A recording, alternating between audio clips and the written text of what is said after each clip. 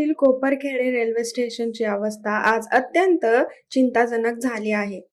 प्रवाशांसाठी उभारलेले शेड आज बेघर लोकांसाठी पूर्णपणे काबीज केलेले दिसत आहे. लहान मुलांकडून भीक मागण्याचा प्रकार मोठ्या प्रमाणात वाढला असून प्रवाशांना त्रास सहन करावा लागत आहे. स्टेशन परिसरात अस्वच्छता, दुर्गंधी आणि झुडपाचे साम्राज्य निर्माण झाले आहे. बसण्यासाठी असलेले बाकडी तुटलेले असून प्रवाशांसाठी मोठी गैरसोय होत आहे. शौचालयाची अवस्था अत्यंत गंभीर असून आरोग्याचा गंभीर प्रश्न निर्माण झाला आहे. सायंकाळनंतर नशेडी आणि संशयित लोकांचा वावर वाढतोय, ज्यामुळे सुरक्षेचा प्रश्न उभारत आहे.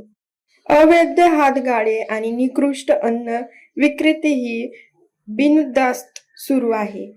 सुरक्षा रक्षक आणि पोलीस याकडे पूर्णपणे दुर्लक्ष करत असल्याचे चित्र आहे. प्रश्न असा आहे की या सर्व परिस्थितीवर लक्ष ठेवणार कोण? जबाबदार अधिकारी नेमके कुठे आहेत? ज्या पद्धतीने मेट्रो स्टेशनचे व्यवस्थापन केले जाते त्याच धर्तीवर रेल्वे स्थानकाचे नियोजन का होत नाही? नवी मुंबईचा दर्जा टिकवायचा असेल तर तातडीने कारवाई होणं आवश्यक आहे. अन्यथा ही दुर्व्यवस्था भविष्यात मोठी संकटात परिणाम होईल. पत्रकार Sanjay Patil, prime media 24 news, Mumbai, Pune, Thane.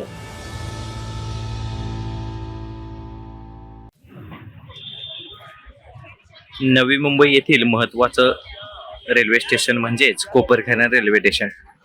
या कोपरखेडे रेल्वे स्टेशनची फार मोठ्या प्रमाणात दयनीय अवस्था सध्या झालेली आहे. आपण पाहू शकतो की अतिशय बेजबाबदारपणे या ठिकाणी अवैध धंदे लागलेले आहेत.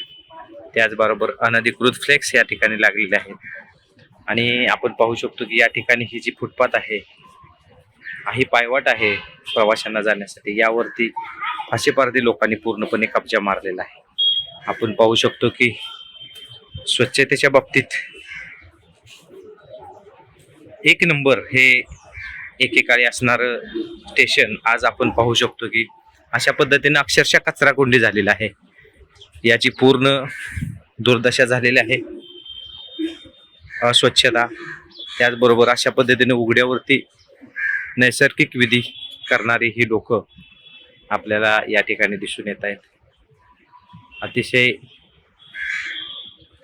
घाण या रेल्वे स्टेशन मध्ये झालेली आहे आणि हा परिसर ताबडतोब सिडकोनी पुन्हा एकदा ताब्यात घ्यावं. सुरक्षा रक्षकांची नियुक्ती या स्टेशनमध्ये आहे, परंतु सुरक्षा रक्षक कधीच या ठिकाणी आढळून येत नाहीयेत.